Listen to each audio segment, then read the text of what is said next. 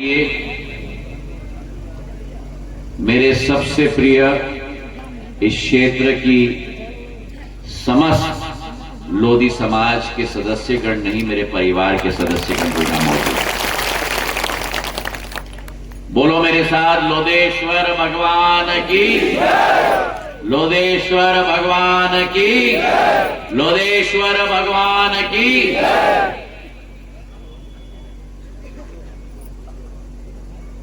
वीरांगना अवंतीबाई की, वीरांगना अवंतीबाई की, वीरांगना अवंतीबाई की। आज मैं अपना सौभाग्य मानता हूं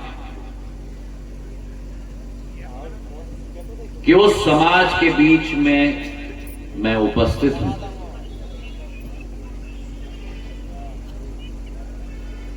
जिस समाज के बारे में प्रमुख भाष्यकार स्वामी दयानंद जी ने लोध शब्द का इस्तेमाल किया। और स्वामी दयानंद जी ने लोध शब्द का वर्णन भी किया। उन्होंने कहा कि लोध शब्द अथवा साहसी, लोध शब्द अथवा बुद्धिमान, लोध शब्द अथवा वरिष्ठ, लोध शब्द मतलब कि युद्धता में निपुण, और लोध शब्द मतलब रक्षा करने वाला। ये सारे शब्द आपके समाज का बखान करते हैं, आपके अस्तित्व की पहचान, आपके हजारों साल का इतिहास और एक बुलंद इतिहास का वर्णन है। और ऐसे मेरी बलिदानी, पराक्रमी, साहसी समाज को मैं नमन और प्रणाम करता हूं।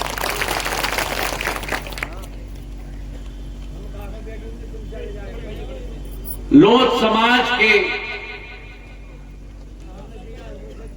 इतिहास में इतने सारे हमारे कुशल सेनापति रहे जिन्होंने अपने जीवन काल में अपनी असीम वीरता के आधार पर अपने आप को अमर कर दिया है। और आज इस देश की आन बान और शान एकत्रित करने में, एकता और अखंडता बनाए रखने में हमारी लोधी समाज का भी बहुत बड़ा योगदान है।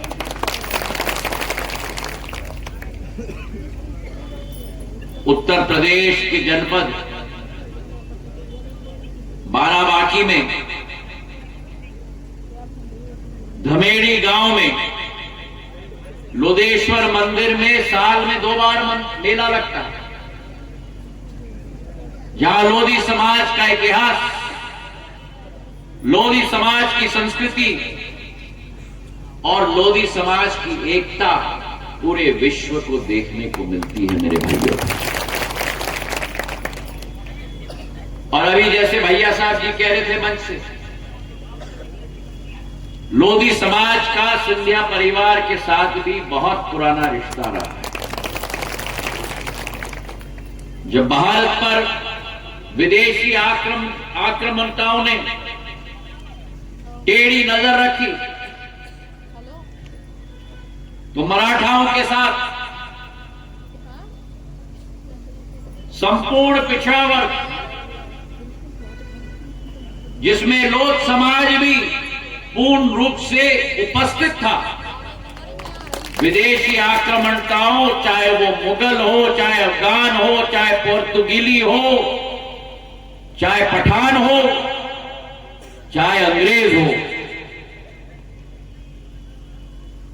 ईंट का जवाब पत्थर से देने का काम हमने मिलकर किया है मेरे भाइयों ने। हमारे समाज में कृषि की क्षमता जरूर है, लेकिन कृषि की क्षमता के अतिरिक्त सुशील समाज है, लेकिन अन्याय के विरुद्ध पूर्ण रूप से उठने की क्षमता अगर किसी समाज में है तो मेरी लोधी समाज में है मेरे भाई। स्पष्टवादी समाज है, कुछ दिमाग में ये समाज नहीं रखती, जो दिमाग में है दिल में है बोल देती है, और यही असली पहचान होती है। सिंधिया परिवार के साथ बहुत पुराना रिश्ता रहा। शंकरलाल लोधी जी और मेरे पूर्वज माधव महाराज प्रथम की गहरी दोस्ती थी, और शंकरलाल लोधी जी को महल में बुलाकर माधव महाराज ने भोजन परोसा था। शंकरलाल लोधी जी में एक क्षमता थी, सैनिक की क्षमता थी, और उस कालखंड में माधव महाराज ने उनको न्योता भी दिया कि आप मेरे सेना के सेनापति के रूप में पूर्ण रूप से स्थापित ग्वालियर स्टेट में हो। चाहे शंकरलाल लोधी जी की बात करें, वो मेरे दादा के समय का कालखंड, जीवाजीराव महाराज का कालखंड, जहां ग्वालियर स्टेट के अंदर लोध समाज को लोध राजपूत समाज की पद्धति देने का कार्य जीवाजीराव महाराज ने दिया था। और उनके कालखंड में पहले लोधी राजनेता भैया साहब जी, प्रीतम जी, सभी के पूर्वज, राहुल लोधी जी के पूर्वज,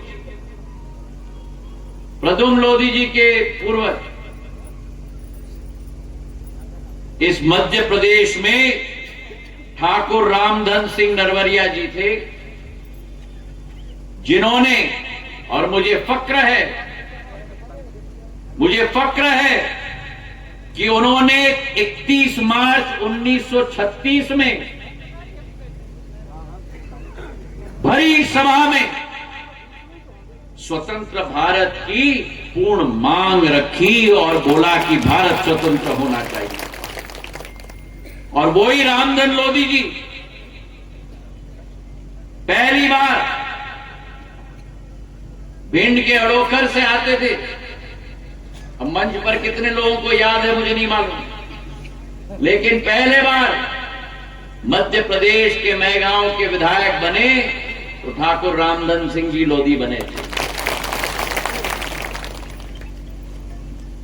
जीवाजीराव महाराज के समय में जब ग्वालियर स्टेट की विलय हो गई थी, मध्य भारत बन चुका था, मैं उस कालखंड की बात कर रहा हूं।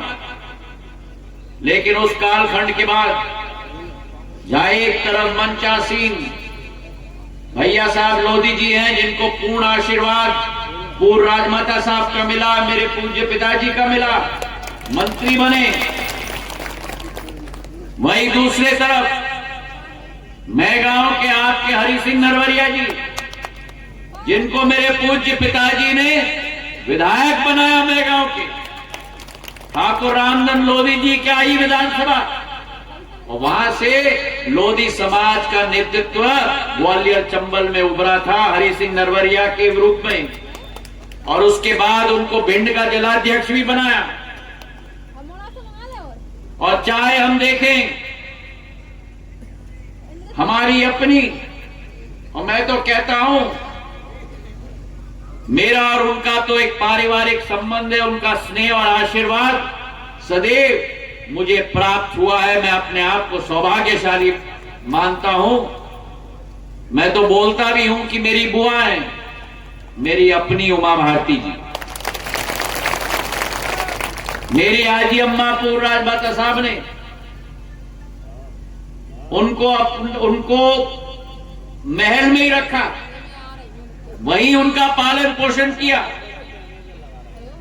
और अपने बेटी के समान प्यार और दुलार दिया। और आज मैं अपना सौभाग्य मानता हूं कि उमा भारती जी जो प्रदेश की मुख्यमंत्री जी बनी, केंद्र सरकार में मंत्री बनी, आज उन उमा भारती जी का प्यार और दुलार आपके सेवक ज्योतिरादित्य सिंधिया को भी मिलता है। तो एक तरीके से तो हमारा रिश्ता ही बन गया, क्योंकि अगर मैं कह रहा हूं कि वो मेरी बुआ है, तो आज उनका भतीजा आपके सामने खड़ा है। तो हमारा और आपका बहुत पुराना संबंध रहा है।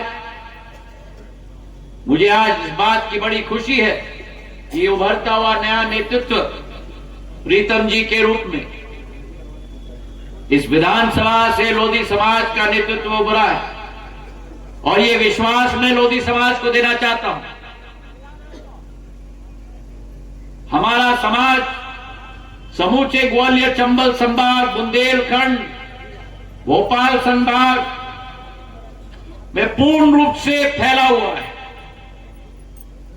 और आपके समाज का नेतृत्व, नया नेतृत्व उभारने की जिम्मेदारी ये आपका भाई, आपका सेवक लेता है। एक एक रत्न को जिस तरीके से एक चमक दी जाती है, मैं इच्छुक हूं कि पूरे संभाग में, चाहे भिंड हो, चाहे मुरैना हो, चाहे ग्वालियर हो, चाहे गुना, अशोकनगर, शिवपुरी हो, चाहे बुंदेलखंड हो, नया नेतृत्व आपके समाज से उभरे, उसे आगे ले जाने का कार्य और जिम्मेदारी हम लेते हैं, ये विश्वास मैं आपको दिलाता हूं।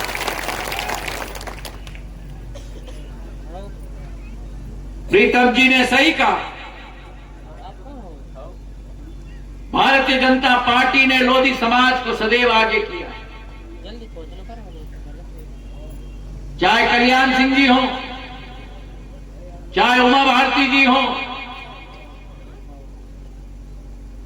चाहे भैया साहब और प्रीतम जी हो, चाहे राहुल हो, चाहे प्रदुम हो, भारतीय जनता पार्टी के छाये में लोधी समाज ने सदैव विकास और प्रगति का पथ पाया है। हमारा समाज कृषि प्रधान समाज है। इस समाज के लिए प्रधानमंत्री नरेंद्र मोदी जी ने जी जान करके मेहनत की।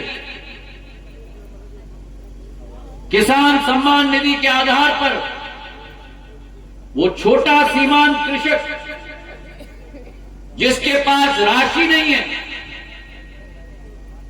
अपने फसल का खर्चा निकालने के लिए, उस छोटे सीमांत कृषक के बारे में सोचकर 6,000 रुपया प्रति साल 11 करोड़ किसानों के खाते में सीधे सीधे पहुंचाने का कार्य प्रधानमंत्री नरेंद्र मोदी जी ने किया। हमारी लोधी समाज की महिलाएं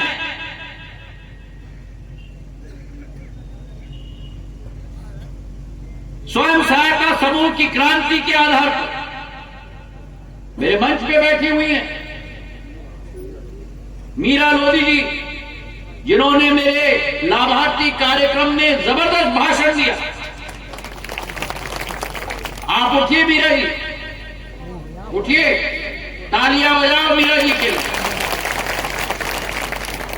दबंगी से अपनी बात रखी, कैसे 5 महिलाओं से शुरुआत की, आज हजारों महिलाएं मीरा जी के नेतृत्व में काम कर रही हैं और मीरा जी उन सबकी जीवन बना रही।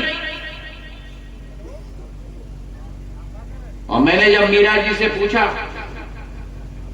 मैं प्रधानमंत्री जी से मिलूंगा कैबिनेट में, आपके तरफ से क्या कहूं, तो मीरा जी ने कहा कि आप नरेंद्र मोदी जी को कह देना कि मोदी जी तो मेरे भगवान के तरीके। ये भावना है एक एक महिला में जो उज्ज्वला के साथ जुड़ी है। ये भावना है एक एक महिला में जो प्रधानमंत्री आवास योजना आज बनती है तो पुरुष के नाम में मालिकाना हक नहीं दिया जाता, लेकिन महिलाओं के नाम पे मालिकाना हक घर का दिया जाता है। ये भावना है हर एक व्यक्ति जो पुराने शासन कांग्रेस के शासनकाल में शोषित वंचित पीड़ित वर्ग से आता था, जिनका उत्थान के लिए प्रधानमंत्री ने दिन और रात एक कर दिया और 25 करोड़ भारतीयों को गरीबी से उठाकर उनका विकास का मार्ग प्रशस्त कर दिया। मेरे भाई और बहन, आज समय है और इसलिए प्रधानमंत्री जी कहते हैं यही समय है, सही समय है भारत के लिए, यही समय है, सही समय है। एक उगता सूरज के रूप में भारत उजागर हो रहा है विश्व पटल पर और भारत की किरणें प्रधानमंत्री जी के नेतृत्व में पूर्व से पश्चिम उत्तर से दक्षिण तक गूंज रही है। विश्व का नेतृत्व प्रधानमंत्री जी के नेतृत्व में चल रहा है। भारत की 140 करोड़ जनता के दिल में प्रधानमंत्री समा चुके हैं मेरे भाइयों। और इसलिए हम कहते हैं फिर एक बार, अरे जोर से बोलो, फिर एक बार, फिर एक बार। और इसलिए क्योंकि मोदी है तो मुमकिन है। क्या किसी ने सोचा था कि गरीब के घर में चूल्हा पहुंचाया जाएगा और मुफ्त में गैस का कनेक्शन उज्ज्वला के हाथ में 10 करोड़ महिलाओं के हाथ में पहुंचाया जाएगा? क्या किसी ने सोचा था इस देश में कि 2.5 लाख करोड़ रुपए किसानों के खाते में? कांग्रेस के जमाने में तो बीच बीच में बिचौली आता था, पैसा का कनेक्शन बीच में काट देता था तार। आज जब दिल्ली से बटन दबता है सीधे आपके खाते में पैसा आता है, 1 रुपया भी इधर उधर नहीं होता मेरे भाई और बहन। ये यूपीआई और डीबीटी का कमाल है।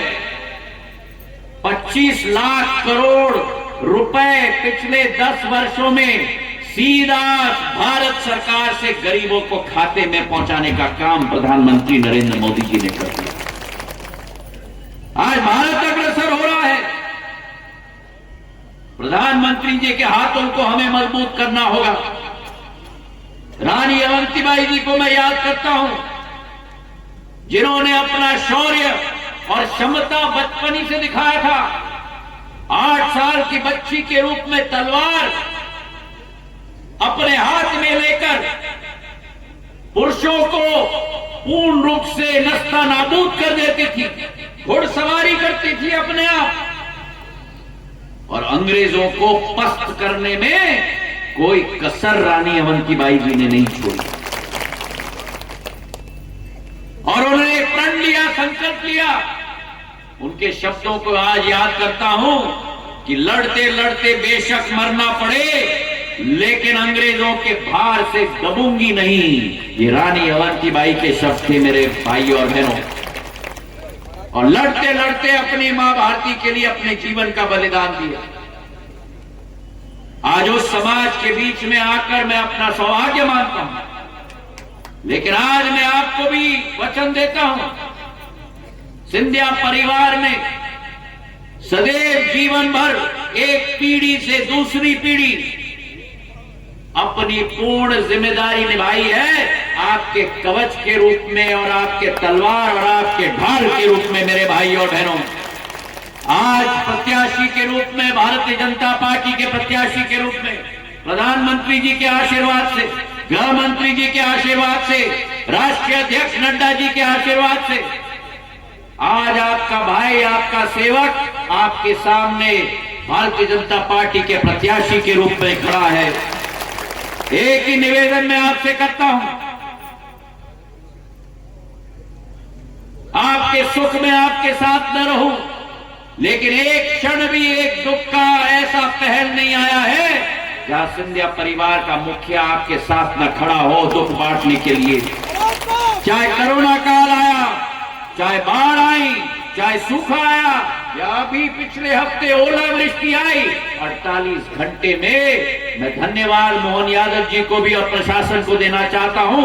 48 घंटे में आप लोगों को मुआवजा का प्रशासनिक स्वीकृति पत्र आपके हाथ में देने के लिए एक गांव में मैं पहुंचा था।